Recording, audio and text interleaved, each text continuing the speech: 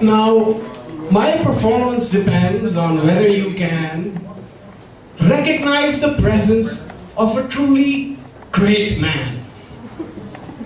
If Mozart or Khalid or Shakespeare stood before you, would you feel their greatness? Or would you not have a clue? Have you ever even wondered what that would feel like and how? Well, let me tell you the way it feels right now.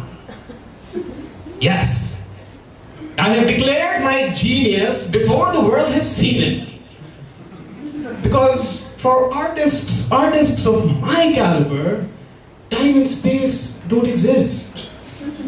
Now some of you might accuse me of acting immodestly, but when it comes to making a choice, I prefer honesty. And if any of you still see this as one of my weaknesses, well then, all men are weak, but all are not geniuses. If you help me, you help yourselves. So with your support, please arm me. Because I have here under my arm the best English script written by a Pakistani. Now, I come from a prosperous family and could easily have become a lawyer. But if I'd have done that, I'd have been drama's destroyer. Why theater beats in my heart? Only Allah can say. But one thing I can guarantee is I am here to stay. So come, join hands with me nice and early, and we can be partners till 2000 eternity. Besides, English drama in Pakistan is in dire need of a savior. I don't know about you, but I don't approve of his behavior. English dramatists in Pakistan often forget in their plays to include one vital factor. If you've been there, you'll have noticed everything except anything Pakistani, barring audience and actor. And the reason for this that these dramatists provide is our people can't bear to see their own lives. And so we must find satisfaction watching foreign lives unfold in action. And all our actors play the parts of foreigners from either British or American borders.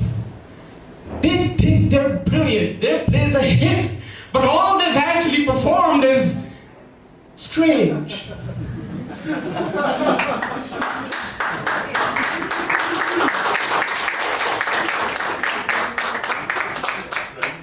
Because what they're saying, in effect, disturbs me, even gives me a fright. They're saying, when we look in the mirror, we don't want to see brown, we want to see white. Now, I'm not Martin Luther King or Malcolm X, but I sure as hell want to destroy our racial complex. So my play, though serious and in English, will thrive, because it's about Pakistan, Pakistanis, our inner lives.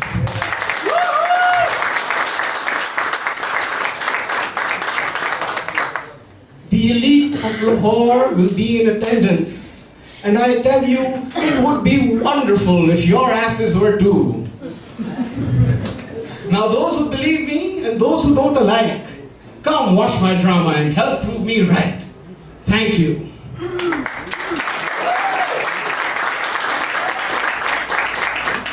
Now, just to prove that I'm not just making all of this up, I've brought an excerpt of the play along which I'm going to read out to you. So this is serious stuff now. No more joking about. I'm done with joking about. So just wait a second while they set up the mic for me.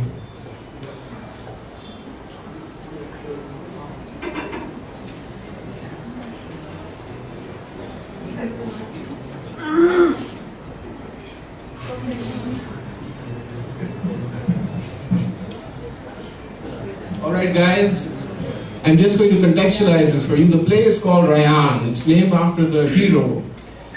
And obviously any resemblances to characters from real life is purely incidental. And Rayyan incidentally and tragically has lost his mother, who was the ruler of his nation to a suicide attack. And Rayyan is a play about a young man's journey from doubt to belief. And this is the first time Rayyan appears alone in front of the audience. And this is the first time that the doubt is planted in his mind.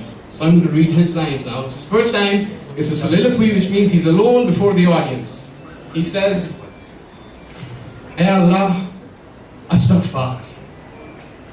Mujhe maaf kar. I am heedless. I persist. But am I a fool addressing air? La hawla wa la quwwata. Listen to me. Listen to yourself. God. But you are everywhere, right? Everywhere? In that bearded and armless old man who used to beg at the traffic signal? Or in the skeletal child who begged there at night? Perhaps in the one who covered the afternoon shift, that sweaty, pregnant woman with the drugged infant in her arms. Were you ever there? These questions are not the stones and arrows that our trench kept out in the Ghazwa-e-Khandaq. These that burn my faith are fired from overhead. They carry a nuclear charge. They don't pierce. They explode. No, it cannot be. Forgive me, O Lord, though it cost me all eternity, but my faith, like my mother, is now mere memory. Thank you very much.